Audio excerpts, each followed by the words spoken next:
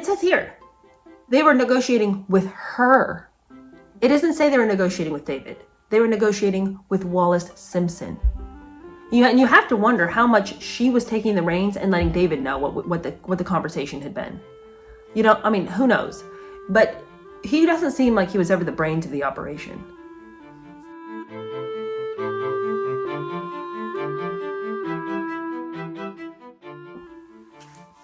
Good morning. Welcome to another episode of Traitor King. And this episode is probably not going to be as long as some of the other episodes for two reasons. The first reason is this is just not as long of a chapter, but the second reason is it's very repetitive.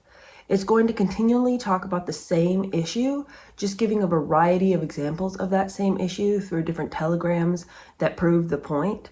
And while I think it's very wonderful that the author has this many examples, I don't know that we necessarily need to go through every single one of them in order to get the flavor of the issue. And the issue is this: David does not like the position that he was given by the British government. He doesn't want the military position. He thinks it's beneath him. He thought it was boring, and quite frankly, they weren't looking at his reports anyway. So he wants to come back to England. He wants the royal family to recognize him as a member of the family. He wants his wife to be seen by the king and the queen and the queen mother and to be recognized as his wife. He wants this to be public, that he's being given an audience with the most important members of the royal family. And then he also wants a different job. He wants a better job, one that has more authority and more pizzazz. Well, they're not willing to do that for him. They're not willing to give him an audience with the king and the queen, and they definitely don't want to give him a job with more authority. If you'll remember from last chapter, he's leaky as a sieve, and he's telling everybody that will listen everything that he knows. Because he has felt put on the margins for so long, that to finally be given any kind of information is more than his little heart can handle, and he wants to go and talk to everybody about it. So in this chapter, it's just the back and forth between him and England and trying to negotiate a new position. The other element in this chapter is that rather than spend time in France, he is now in Spain. And the reason he says is he's trying to make his way to England, I guess, more safely. The reason that's problematic is that Spain at this time was just an absolute hive of Nazi intelligence, and it was sort of like a second base outside of Germany. So for him to be there raised a lot of eyebrows. And it would seem that there was a lot of people pulling strings in the background to get him into Spain so that they could continue to negotiate with him about what will the world look like when we take over, we as the Nazis take over, how can we sort of fit you into our plan? And he was more than willing to work with them. So it's a chapter that is just full of more tidbits about his relationship with the Nazis and a continual back and forth with Churchill about getting him a better position. This chapter is called Escape. It starts out that the Duke, remember, he had abandoned his friends. He had abandoned Fruity Metcalf. He had abandoned his comptroller and had just, was like, peace out in the middle of the night, and left his people abandoned with nothing. And they had to try to figure out some way to Fruity went home. And his comptroller was left to try to figure out a way to get to wherever the Duke was. Can you believe this? And he did. He hopped on lorries and figured out a way to get to the south of France where David was. If I had been Gray Phillips, the comptroller, I would have just been like, okay, I see the way the wind blows. You can figure this one out on your own. I'm not here for this. I cannot believe he hopped on a bunch of lorries to go back and find the Duke after the Duke completely abandoned him. And, as Fruity Metcalf said, didn't even leave so much as a bicycle to get out. All right, well, anyway, the Duke goes back to the south of France. He's there on the 19th of June when Wallace has her 44th birthday. And on the same day, a convoy of 3 cars had been organized by the British consulate so that they could be sent off to non-belligerent Spain. The Windsors had refused to leave by cargo boat because they would be allowed only 2 suitcases. What? So instead, a small lorry with various possessions followed their Buick, driven by the faithful Ladbroke, and also carried the Cairn Terriers and Gray Phillips, the Duke's comptroller and private secretary. So Gray Phillips has apparently managed to find them after being abandoned in Paris.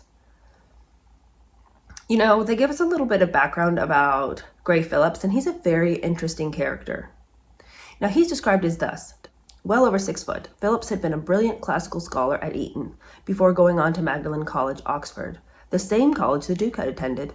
During the First World War, he had served with the Black Watch, winning an MC before taking up a career as a barrister and serving as comptroller to the Duke of Sutherland.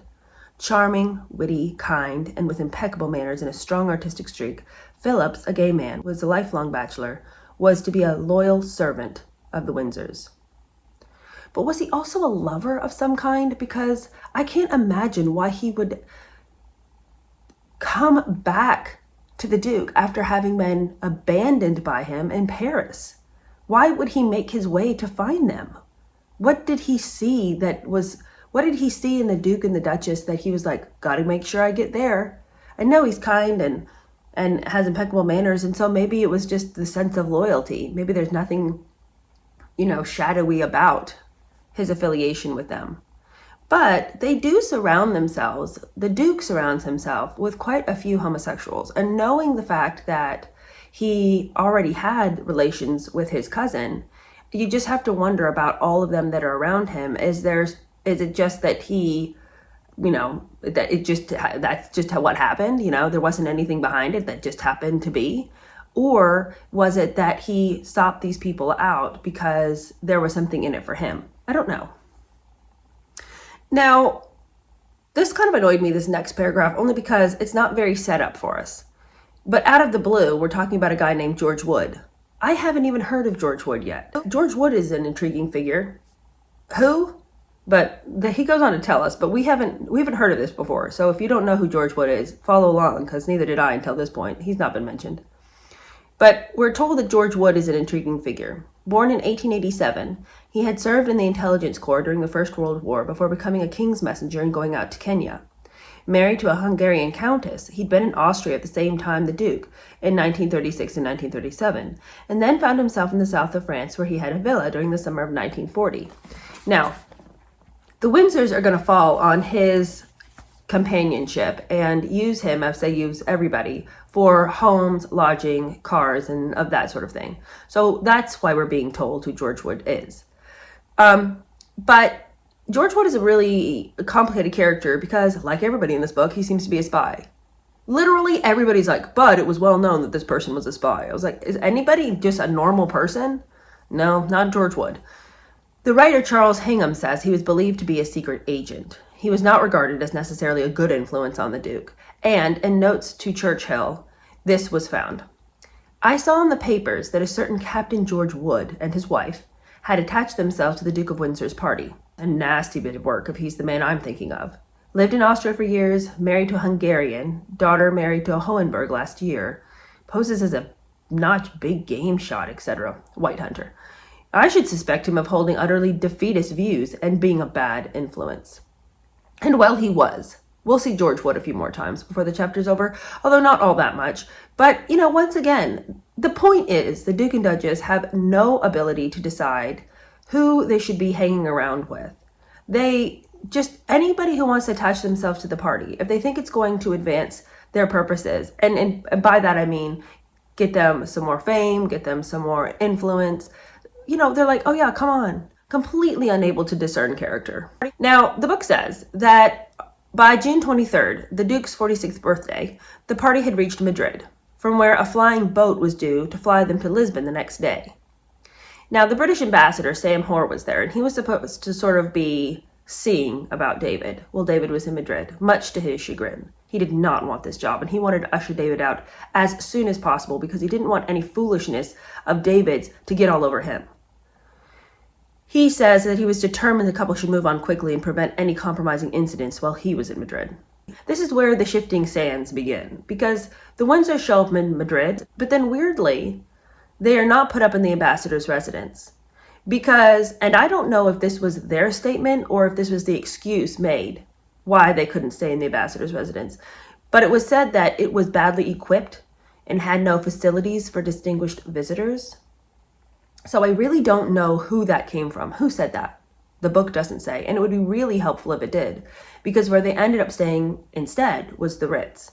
And that's problematic because Sam Hoare says that one of the most active centers of German Secret Service was the Ritz-Carlton, where every word that was spoken could be automatically recorded by the Nazi listening posts. So did they choose this of their own volition with the excuse that the ambassador's residence was not good enough? Or, and this continues to come up and be an issue, the Nazis had their hands in all of the things. And they are over there pulling strings and making sure the Duke is where they want him to be. We're going to see this come up again later. So did they arrange for the Duke to, somehow fall into residence at the Ritz-Carlton rather than stay at the ambassador's residence so that they could continue to groom him for their purposes? They know what a weak man he is. They know he'll give them any little bit he knows. And they also want to use him in their plans for taking over England. You guys, hear me when I say this to you. David did not care if England was bombed.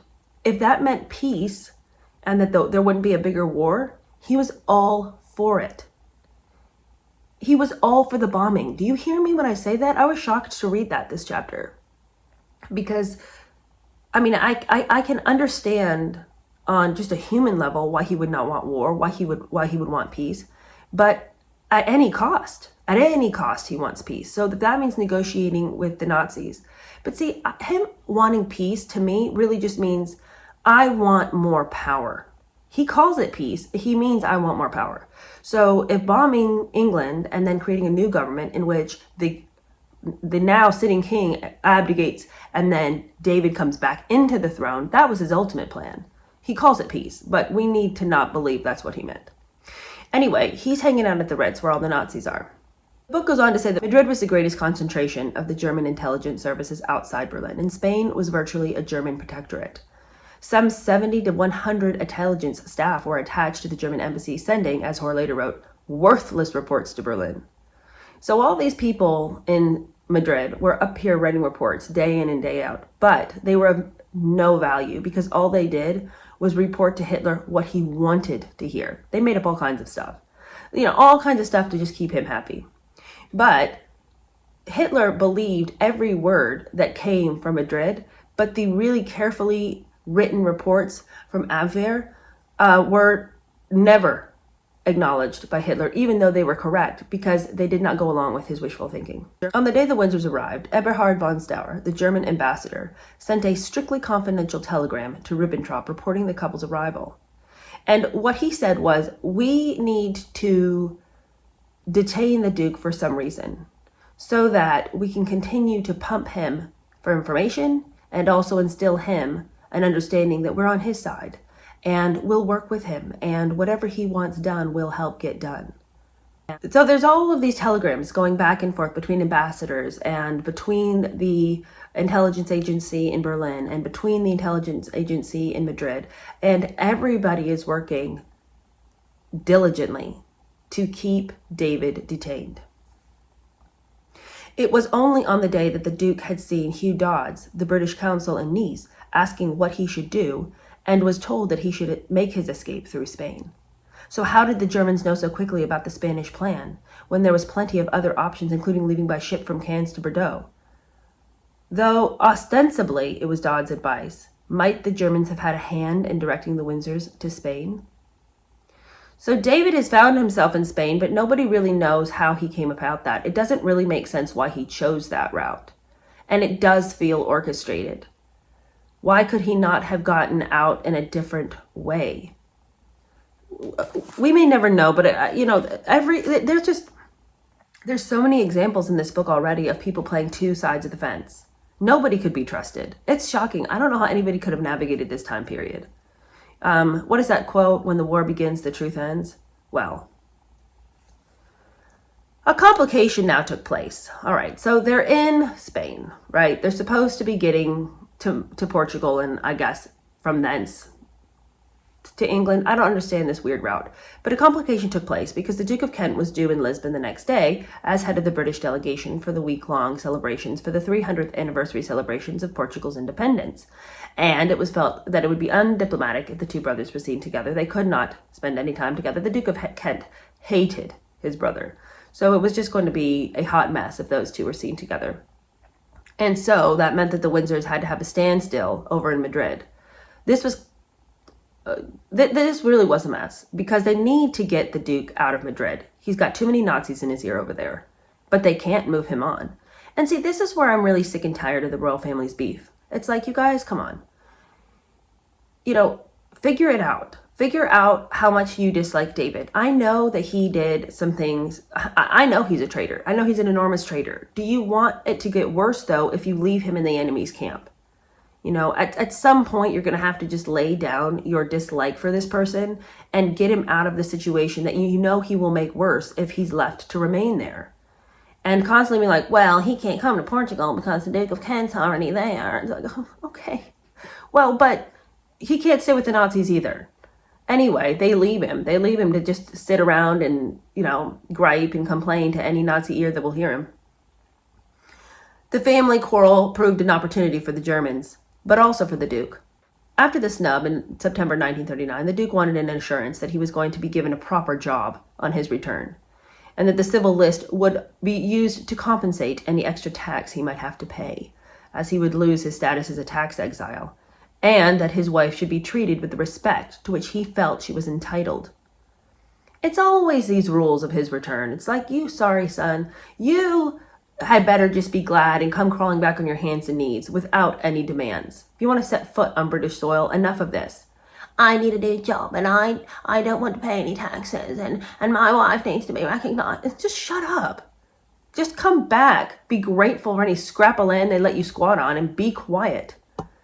Anyway, according to Wallace, all that he ever specifically asked for was for a fairly simple thing, that I be received just once by the king, his brother, and the queen, in order to erase by that single gesture of hospitality the stigma attached to my never having been received since our marriage by the royal family, his family. Okay, well, it's not really just a small thing. Now, in some ways, I sort of see her point. Like, how hard would it be? But the problem is you aren't just two innocents who would like his family to recognize you. You two are a couple of operators who are rubbing elbows with the Nazis and constantly finding ways to undermine the authority that has been established by your absence. So enough already of acting like you've been so put upon. You created this mess. Exist in it. Well, here comes one of the many telegrams that David writes to Churchill. This is going to be one of the few that we actually read because they all say the same things. But he says to Churchill, "My visits to England since the war have proved my presence there is an embarrassment to all concerned, myself included, and I cannot see how any post offered me there, even at this time, can alter this situation. I therefore suggest that as I am anxious to continue to serve the Empire, some useful employment, with more official backing than I have hitherto received, be found for me elsewhere." That's ridiculousness. Because, friend, where do you think that you think they've got some secret job stashed somewhere they just haven't given to you yet? Everybody has taken up all the posts. You can't just have whatever you want because you haven't proved faithful. If you couldn't do the job that you were born to do as the king, why now are we going to give you some prestigious military posting thinking that suddenly you've received from the heavens responsibility that hitherto you've never known to have? Please. That evening, Sam Hoare followed up with Churchill. Churchill had not answered the telegram immediately. So Sam's over here wringing his hands trying to figure out what to do with the Duke, trying to keep everybody happy. And he's like, "The Duke of Windsor is most anxious to have reply to his personal wire before leaving here. He does not want to appear to be returning as a refugee with nothing to do." Well, he is a refugee with nothing to do. So sorry about appearances, son. You made that one up for yourself. Anyway, "I hope you can help him with a friendly answer as soon as possible. I've told him that if he fails to return to England in a few days, all sorts of mischievous rumors will circulate about him." He doesn't care. See, and this is the thing. One of the reasons that David is hammering on so insistently about getting a better job in the military is because then he'll have better secrets to give to Hitler. He and Hitler are in constant communication. No, gone are the ideas that maybe he was telling somebody something and, you know, perhaps it was getting to Hitler. You know, he wasn't really sure. No.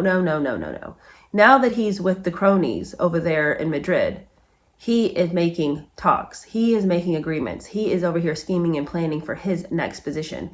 They won't want him if he doesn't have anything to offer as far as intelligence goes.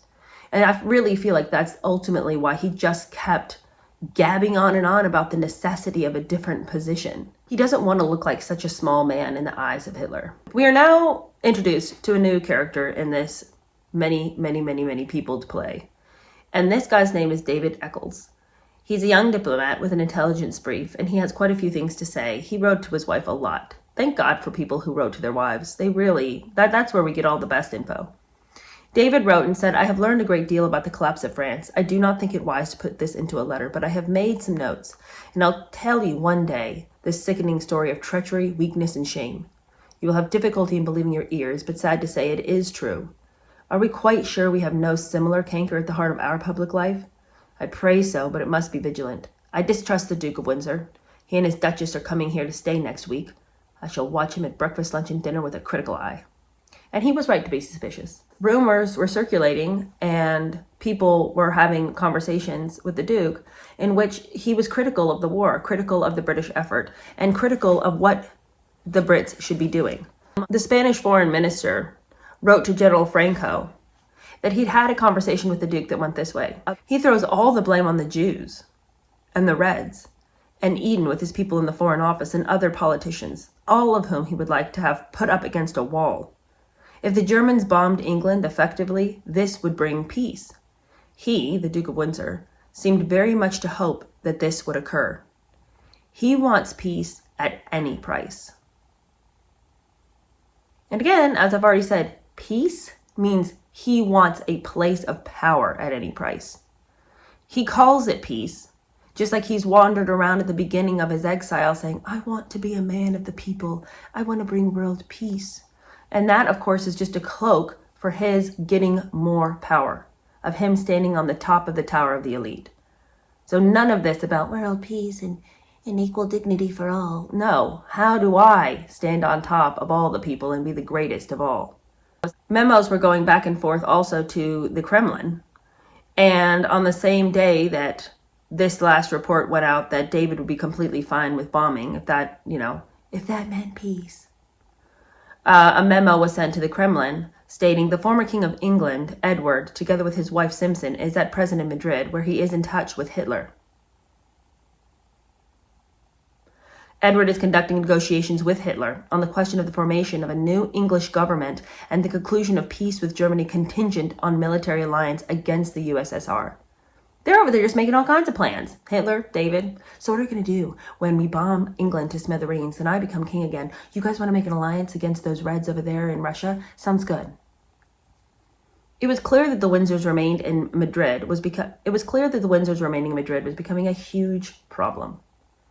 So this little stopover it's becoming evident what it really was meant to be. A meeting of the vicious fascist minds. Impossible to persuade the Duke to leave Madrid before Sunday and Lisbon before Wednesday, reported Hoard to the Prime Minister later that day. He insists that there's no need for such haste unless there is some job for him in England or the Empire. I could not have made a stronger case for immediate departure, but with no result. Well, of course not, because as I've already stated, the Duke wanted to have a better position so he would seem like a better negotiator with Hitler. No, Hitler's not going to go and listen to the little errand boy. You know, he's not going to listen to the Duke. The thing is that it isn't like Hitler didn't understand the Duke's position with his own family. So the fact that David thinks that he can somehow weasel and figure out some, clever way to seem like he has authority and to sort of hide from Hitler the reality of his position just goes to show David's ignorance. Hitler understands the position that David's in. He sees David as a weakling. That's the whole reason he's talking to David. If he thought that David was strong, powerful, had any thoughts of his own, I very highly doubt Hitler would have been using him for anything. But David is so ignorant and so childish that he's over here trying to manifest for himself some kind of a job so he can look even more powerful and more important. Hitler does not need him to be more powerful and more important. The Duke continued to hold out. Again, he sends just these ridiculous telegrams about, I regret to have to tell you that. I just can't come back until you all decide to do my bidding. He says that in the light of past experience, my wife and myself must not risk finding ourselves once more regarded by the British public as in a different status to other members of my family. Dear boy, you do have a different status than the rest of your family. Might that have been because you chose to abdicate and abandon your position? Could this have possibly been your fault? Let's consider, shall we? It's like, what are you talking about? I don't want the British people to perceive that I have a lesser status. You do, though, by your own making. Nobody has relegated you to the extremities of society, and no one can figure out how that happened.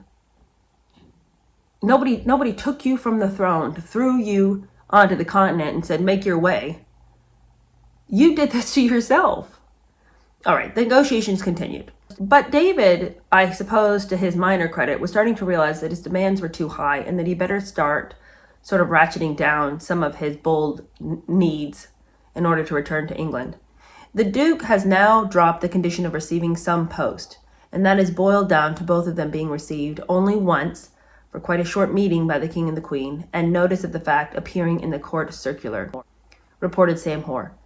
The Duke had also backed down on his tax position, but Hoare was becoming increasingly desperate, as the longer the couple remained in Madrid, the greater chance of them being kidnapped or used by the Germans. They're already being used by the Germans, but I suppose in a public way being used by the Germans. Desperately, he asked, can you help me with a friendly message that will get him back to England? Could Monckton also help? He plaintively telegrammed Churchill. Churchill was just done offering the olive branch to David. As we've seen him do many times, he constantly was looking for a way to help David see, look, I am your friend here. I'm trying to do my best by you. And this was beginning to really grate on Churchill. All of this trying with David and David just sort of slapping away every effort. And David saying that he is not going to do the job initially assigned to him because it's beneath him could necessitate a court-martial. So that's what Churchill reminds him. Instead of giving in to his demands or replying to the telegrams that he's been sent, Churchill just reminds him, Your Royal Highness has taken active military rank, and refusal to obey direct orders of competent military authority would create a serious situation. I hope it will not be necessary for such orders to be sent. I must strongly urge immediate compliance and wishes of the government. So basically, get out of Madrid, come back to England, and stop this foolishness. All of your, I'm going to stay right here until you guys give me what I want. No, we're done with that. Meanwhile, the Germans were ingratiating themselves with regard to the Windsor's property in France. Clearly, they were running their own program. But they sent a telegram to Ribbentrop. And the foreign minister wanted some Nazis to take up residence in the Duke's house. Basically, dig around in all this stuff, see what was going on over there. But then to tell David, hey, we just want to let you guys know that we're taking care of your property, so you guys don't need to worry, okay? We've got people stationed over there. We're watching out for your stuff. It'll still be there when you get there. You know, pretending to be friends with David, pretending like, hey, we got your back, okay, man, don't worry. No, they're digging around in his stuff. They're living in his house and taking up his residence, but then telling him that they're doing him a favor. And David's like, oh, thanks, guys. This guy's so stupid. I think that's the thing that really bothers me about him. He's so dumb. You know? And willfully so. It's not like he just was dumb and it's not his fault. You know, it's like he's choosing to be stupid. The Duke's intentions seem to have been an open secret as far as what he was planning to do in Madrid and what he was up to over there. Chips Channon wrote in his diary on July 1st, rumors are overripe and rife. Diana Cooper told me today that the Windsors genuinely believe that they will be restored to the throne under German influence. He'll be a sort of Gauleiter, and Wallace a queen. Perhaps. Okay, I had to look up that word Gauleiter because I couldn't remember what it meant. I'd forgotten my German. But as you may recall from history class, a Gauleiter is a political figure that was governing a sort of region for the Nazis. And that's what David intended to do. You know, when Germany finally gets their act together and bombs the daylights out of England, then I can come back and restore peace and order to that hovel that I once called home, and we'll get rid of my brother somehow, and I'll take over and Wallace can be queen. That was their plan. It was not this isn't like a created, like, I wonder if that was David's idea. No, documented. That was his plan. That is why he was spending so much time in Madrid, hemming and hawing and acting like he couldn't get back to England because the people in England just wouldn't listen to what he needed. He needed his wife to, meet with the king and queen, and he needed a new job, and he needed not to pay taxes. None of that mattered. He's just trying to figure out a way to stay longer in Madrid so he can keep hammering out a deal with the Germans so that he'll actually become the king of England. All this other petty foolishness was just a cover. 2 days later, after dinner with the Duke of Kent, who had just returned from Portugal, he added, "The Duke referred to the Duke of Windsor slightingly and said, 'My brother wants to be a gauleiter.' They're hopelessly estranged, and the Duke of Kent pursues the vendetta with all the animosity of one who knows he's been treacherous and has behaved badly." Yeah, so this is, like I said, it's an open secret. There have long been rumors that this is what David wanted to do, but friends, it's not a rumor. This is what David wanted to do. Even his own brother knew this is what he wanted to do. And can you imagine the feelings of betrayal if you knew that your brother was fine with the country being bombed just so long as he got back what he had given up in the first place? He could have had it, but instead he just chooses to do his own thing and then to come back and say, I'm now going to rain destruction on the country that I left in order for me to have what I originally had in the first place. These are the actions of an insane person. The communications were all against the backdrop of a series of German peace initiatives. Okay, so I'm skipping this part because this next 3 paragraphs is all about all the people all over Europe, a bunch of names we don't know, a bunch of names that you will not recall from history, meeting and making backdoor deals for peace, or I'll give you this if you give me that. Okay. For the sake of clarity, we're going to skip that. It doesn't progress the narrative of this program.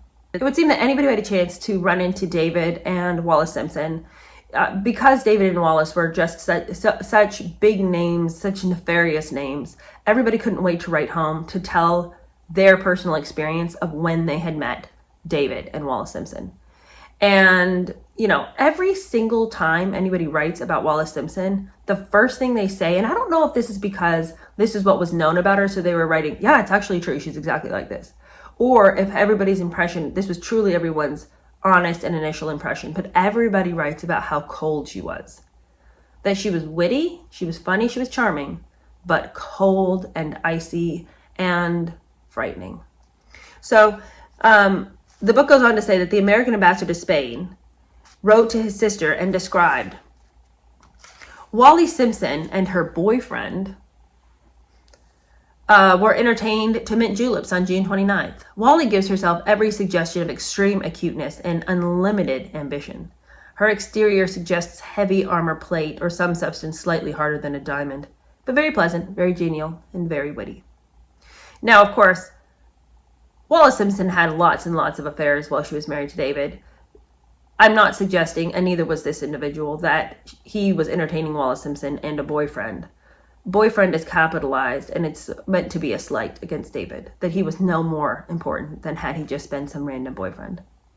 Wendell reported to the U.S. Secretary of State and said, "The Duke of Windsor declared that the most important thing now be done was to end the war before thousands were killed or maimed to save the faces of a few politicians." He goes on to say that these observations have their value, if any, as doubtless reflecting the views of an element in England, possibly a growing one, who find in Windsor and his circle a group who are realists in world politics and who hope to come into their own in an event of peace. Well, here's the thing with David's comments. They sound so lovely. They sound right. We need to end this thing before more people die, before more are maimed, before more are killed. We've got to end this thing. That sounds so noble, and who wouldn't buy into that? And who wouldn't think, thank God that David's here. David can see some sense, These warmongers over here want to just keep having war and dropping bombs and everything, and they're just going to tear Europe and they're going to tear Britain up. And, maybe we should side with David. Maybe David's head is screwed on right. Maybe we did lose something when David decided to abdicate. Why did he get pushed out of the throne when he wanted so much to bring peace? David is sowing these little seeds so that eventually, as David predicted, when Nazi Germany bombs the daylights out of England and he can, swoop in and take over, he will have built all this trust up. Now, you guys, I didn't want this to happen. I called for an end to this. I'm sorry this had to happen, but I'm here now to pick up the pieces. David he's trying to work his little way. And the American ambassador could see that, and he could see the danger of David bringing people to his way of thinking simply by saying what they want to hear. People don't want war. People don't want destruction. And if David sounds like he's being level-headed about it, it's like, we just got to find a way to work things out with these people over here because, that'll be better in the long run. There are people who are willing to buy that.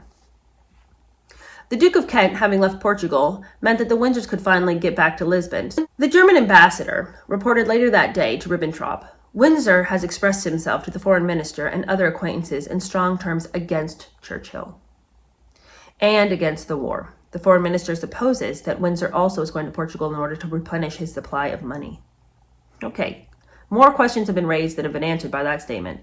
The first question is, how dare David say anything against Churchill, who has only ever given him everything he wanted up until this point?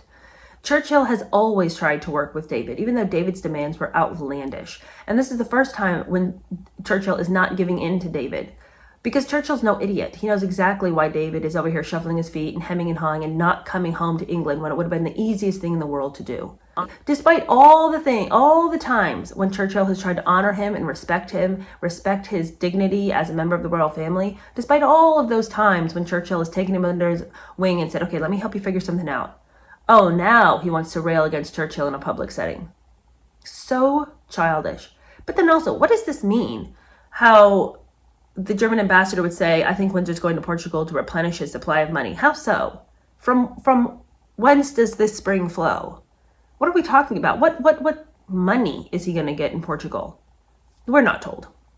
The next day, instead of being escorted to the hotel where they were supposed to stay, which supposedly did not have room for them, how did it not have room for the Duke and the Duchess? That doesn't make any sense. Why would they have, they're supposed to come, but then suddenly, oh, we don't have room for you? That doesn't make any sense. But supposedly, they didn't have any room for them, so they were directed to a large pink stucco house, 17 miles west of Lisbon on the Portugal coast, which had been made available to them by a well-known banker named Santo. Ostensibly, the suggestion was on the recommendation of the manager of the hotel that they stay here. But in reality, the direction had come from the German authorities. That's what I'm telling you. Those Nazis were over there pulling those strings. Everybody's dancing like a puppet. Santo was a German agent. Oh, here we go again. Everybody's a German agent. Santo was a German agent and a close friend of the German minister in Lisbon.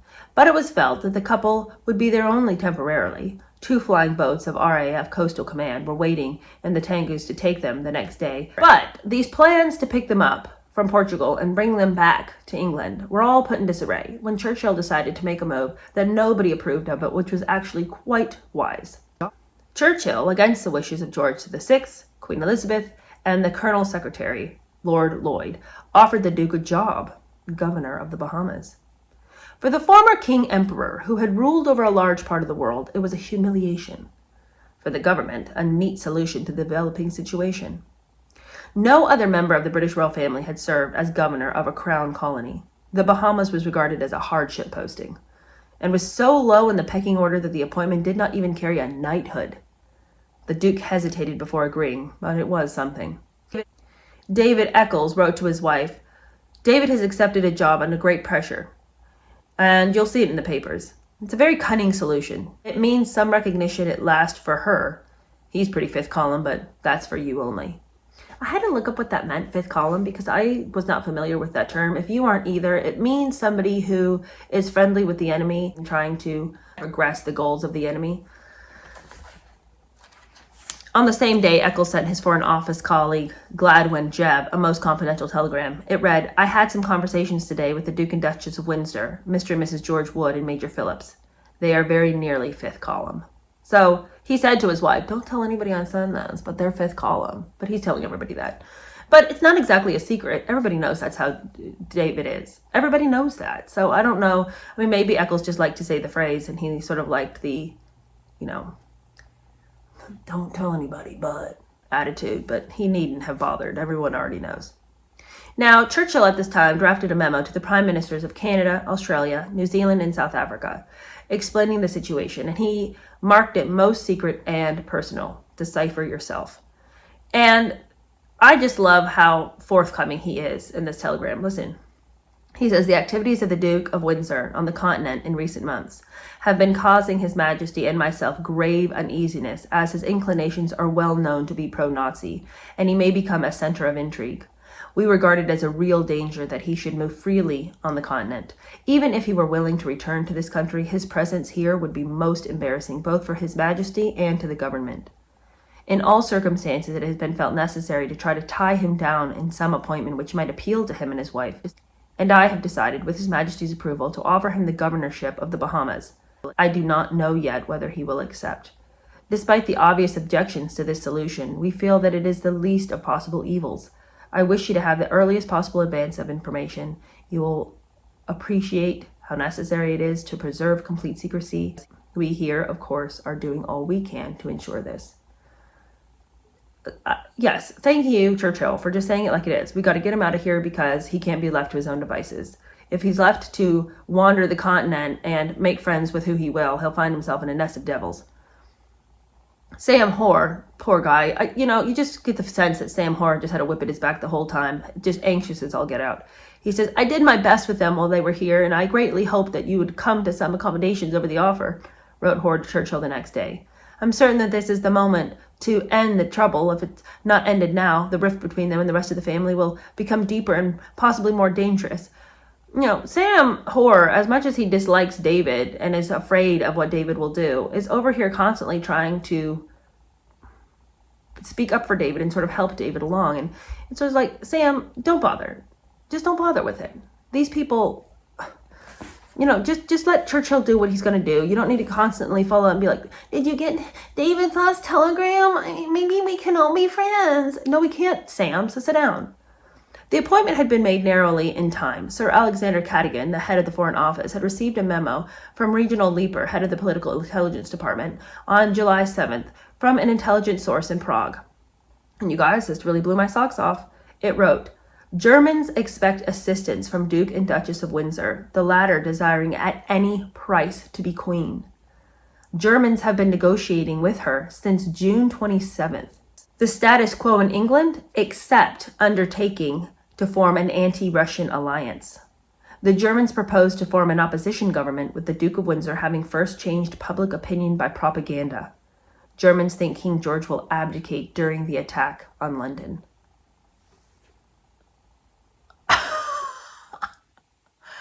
Did you guys just hear the things that I have just read?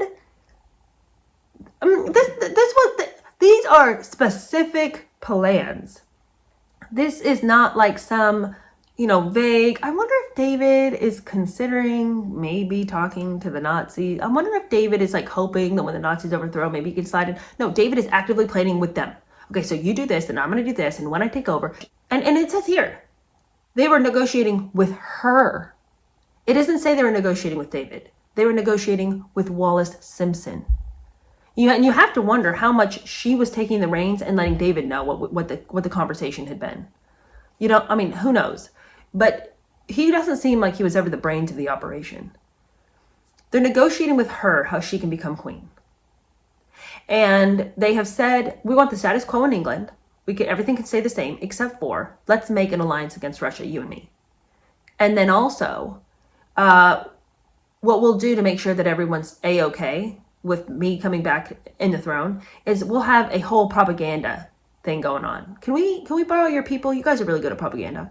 And I'm pretty sure that my brother's just going to abdicate the throne as soon as we attack. He's a weakling anyway. So get him out of the way. I'll take the throne. We'll get your people on PR. And Wallace can be queen. So whatever needs to happen, we support you guys 100%. This is shocking. I'm flabbergasted. I'm flabbergasted that the plans were this concrete. The book goes on to say that communication in Churchill's office between the secretaries said that, as I told you once before, this is not the first time that little lady has come under suspicion for her anti-British activities. And as long as we never forget the power that she can exert over him in her efforts to avenge herself in this country, we shall be all right. Alec Cadogan, in conversation with the king at a lunch party on July 10th, noted in his diary that George VI was amused at the traitorish activities of his brother. It's funny that he would describe him as being amused by these activities. But maybe it's just because he never thought that David could manage to do anything anyway. And he knew his brother quite well, frankly, because David did never manage to do anything.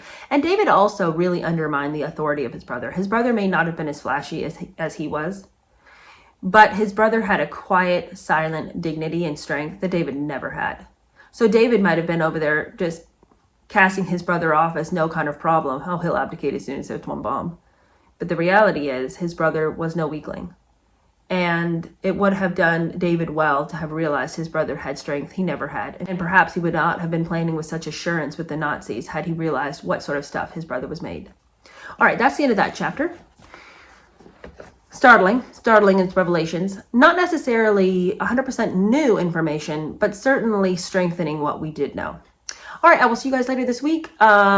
We are working, as you know, on Worthy during the week.